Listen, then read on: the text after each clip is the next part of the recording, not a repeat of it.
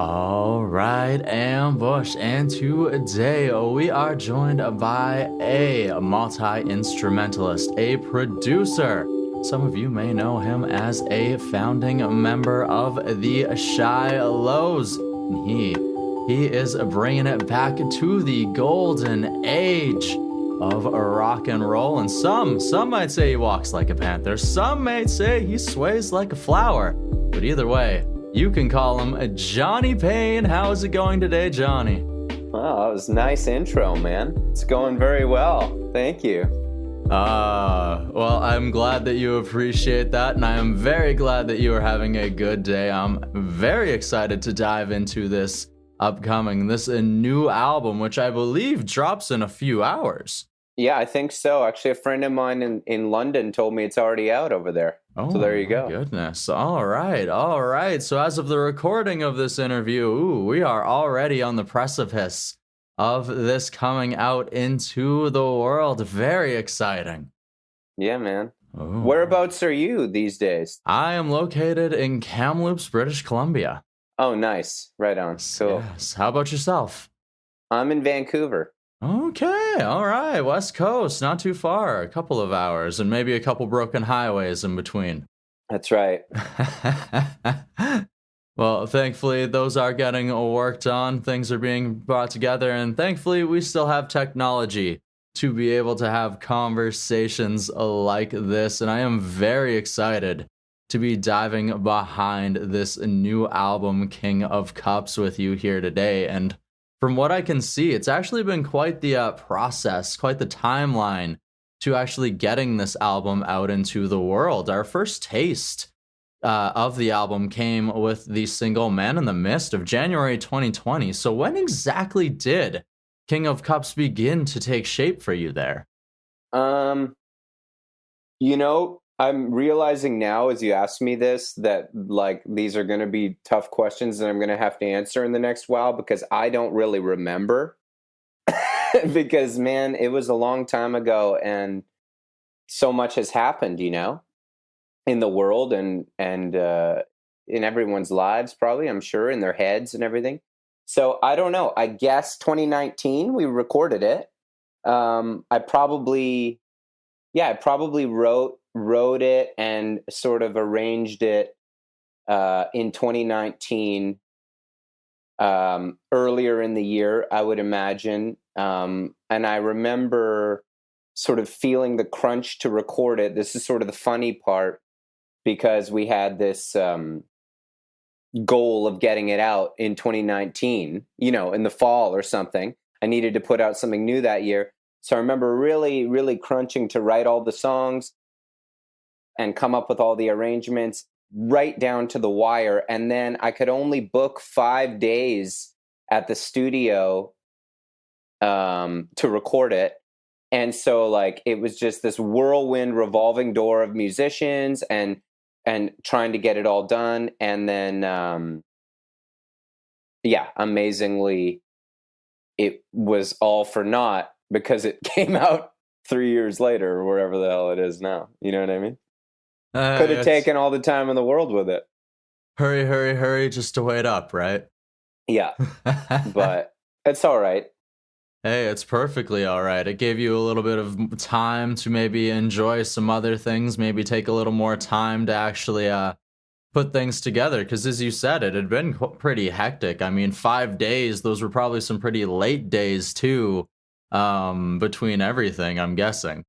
Yeah, well, but I kind of work best when my back's up against the wall like that. So it's kind of, I don't mind it, But I have to say, for the amount of tracking that's on the album and the amount of musicians and, the arrangements were, thought out for sure. For all of that, 5 days, I got to hand it to everybody involved. It was pretty good, Ooh, it's quite good, I must say myself, from listening to the album. And of course, like I mentioned, our first taste of this new album came to us in January of 2020 with Man in the Mist. So that was sort of our, like mentioned, our first taste. So, what exact energy were you trying to capture inside of this song? What was the thought behind making it the first single?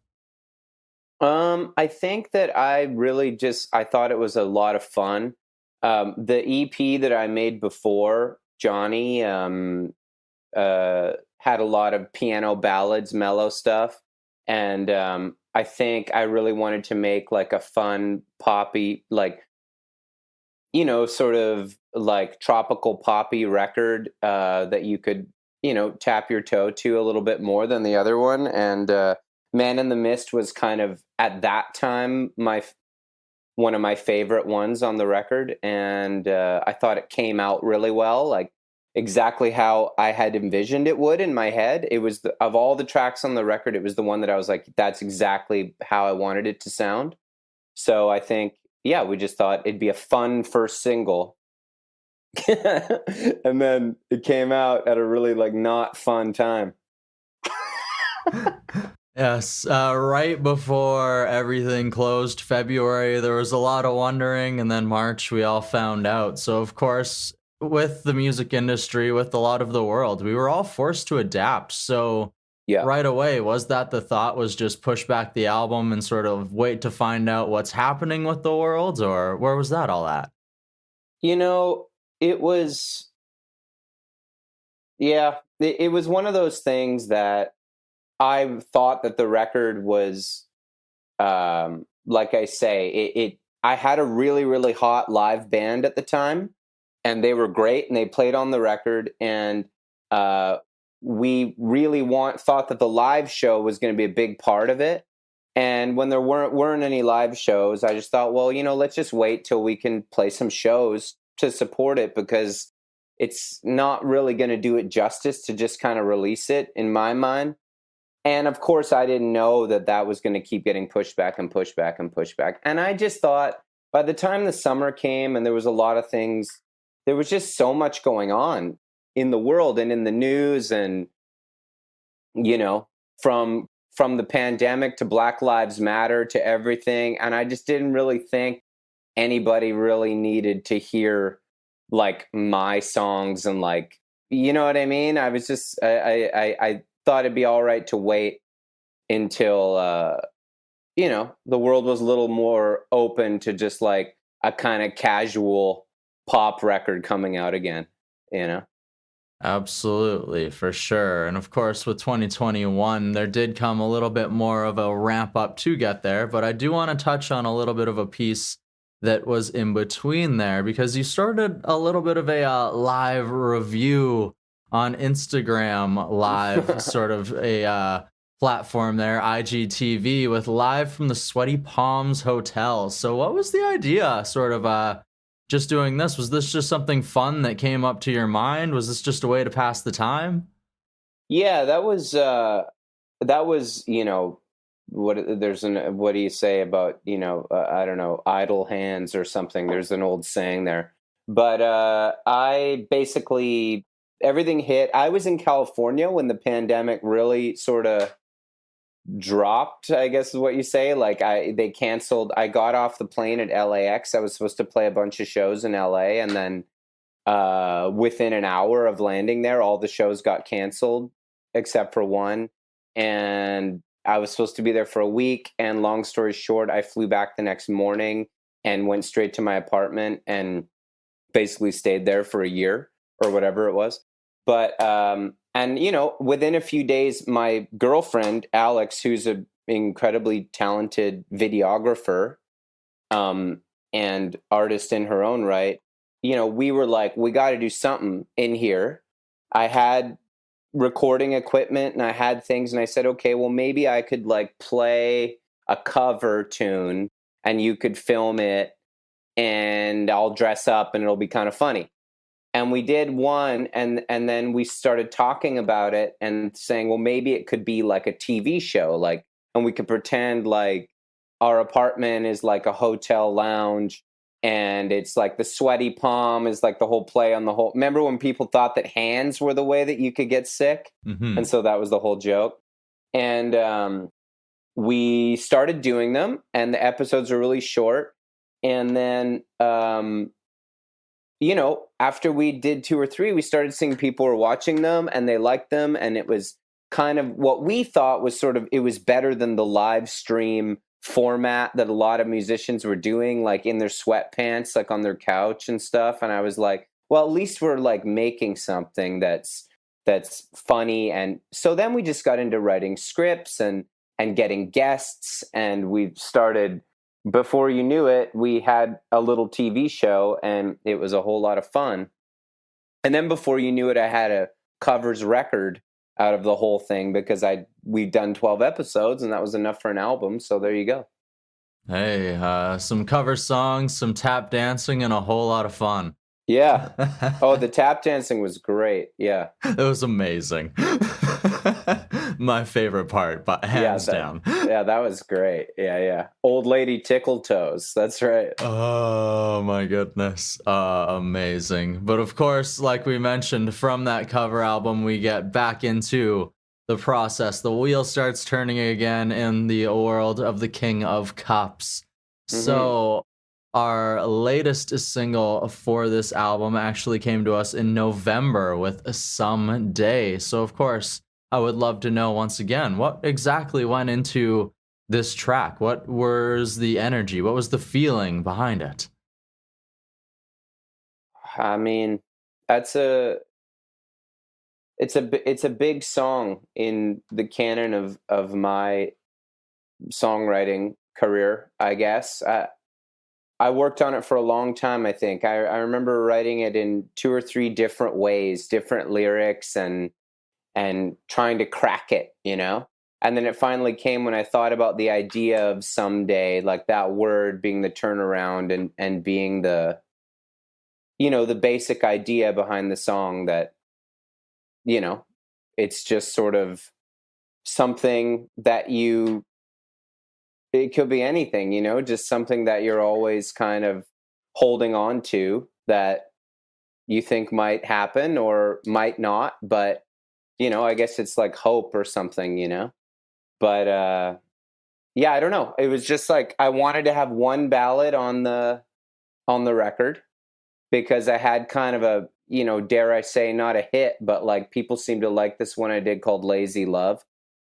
So I was like, I should do another one like that. And yeah, I just wanted it to be like a power ballad, And so that was it. Sorry, that was a really rambling answer to that one. No I'm worries. having trouble thinking about I don't know how to, it's hard to describe your own music, It's very true. It's sometimes you have a lot of different feelings that go into it. And of course, the audience always has their own interpretation of the song as well. So it's music definitely is a beautiful thing.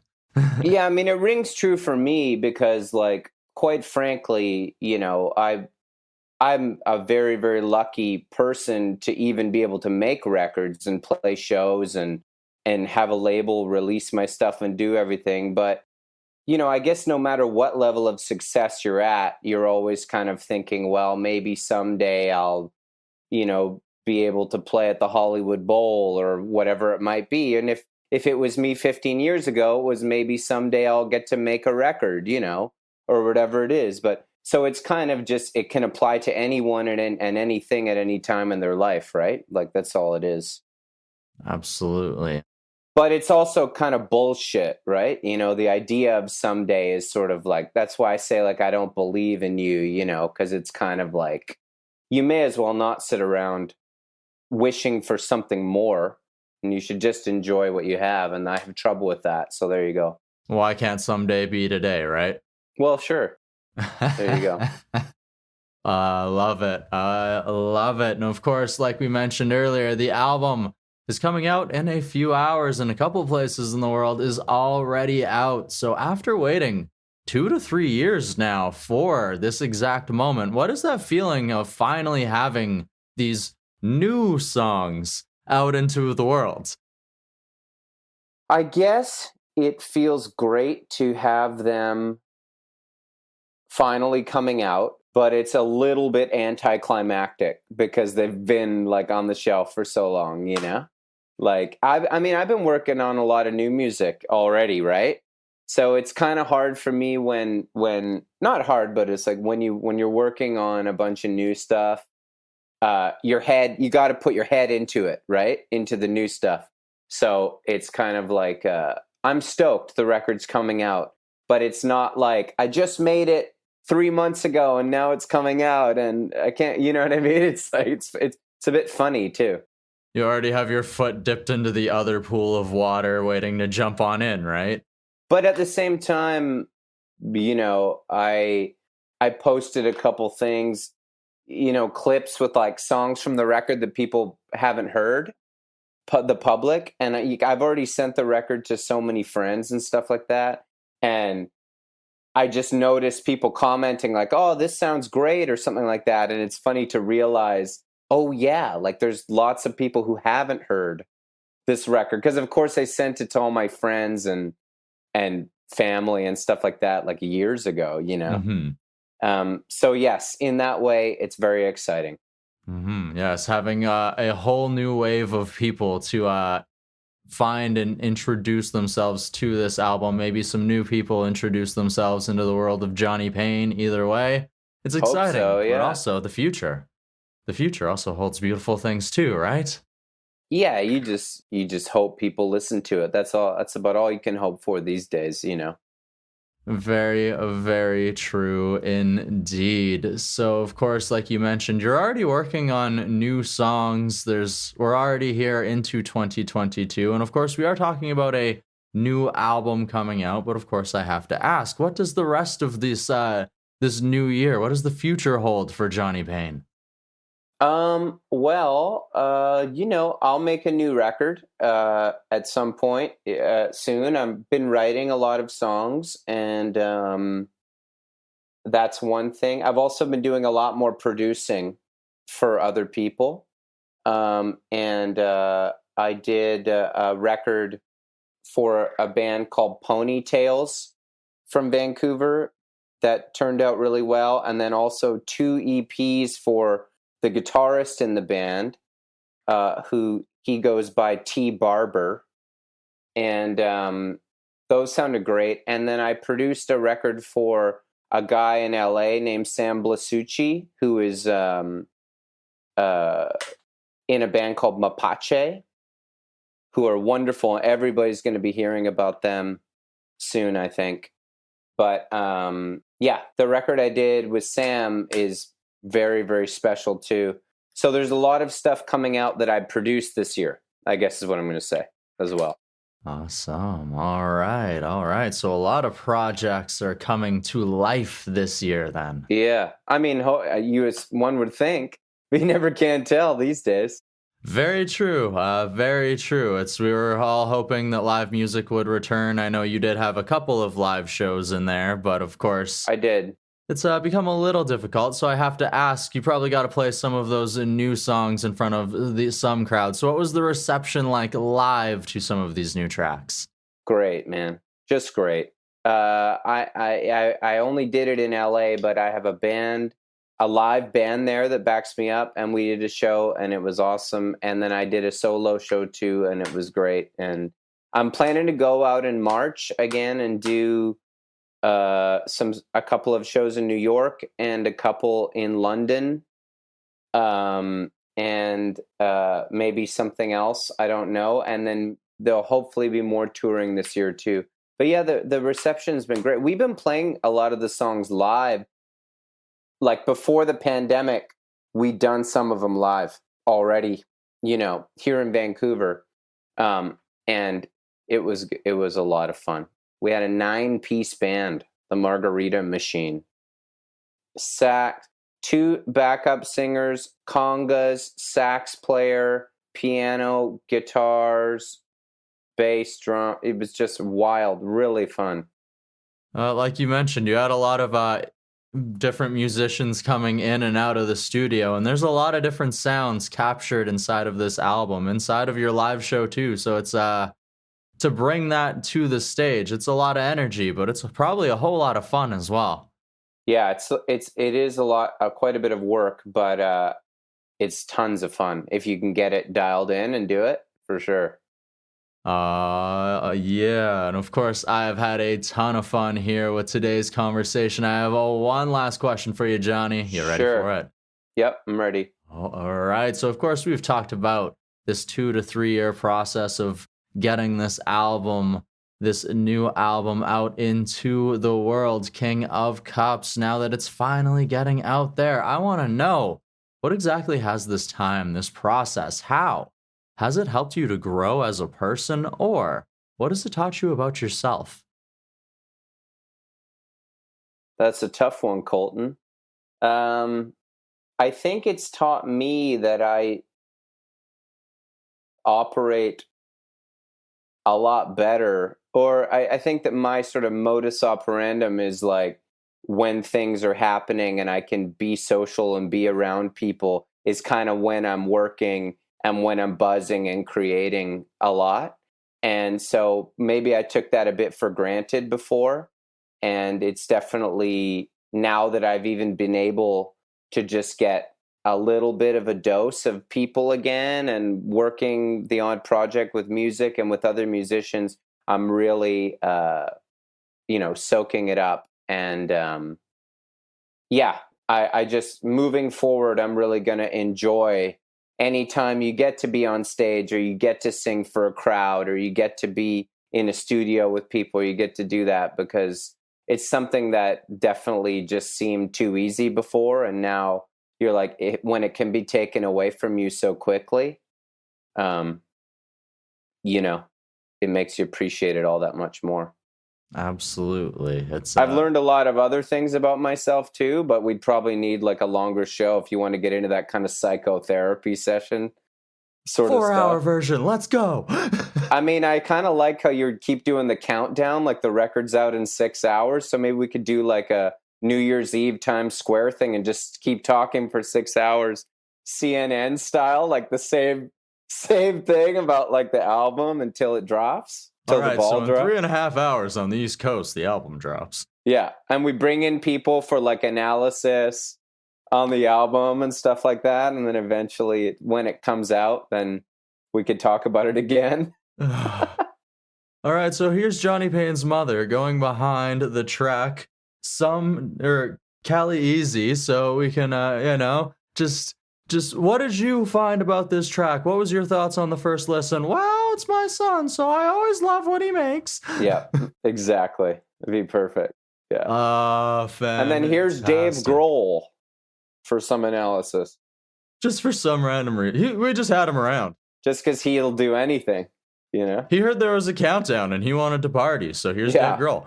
Yeah. Here's his live reaction to the album. Yeah, exactly. Yeah. Oh my goodness, I have had so much fun. Thank you so much, Johnny, for joining us here today to dive behind this new album, King of Cups, here on the Desert Tiger Podcast. Thanks for having me, man.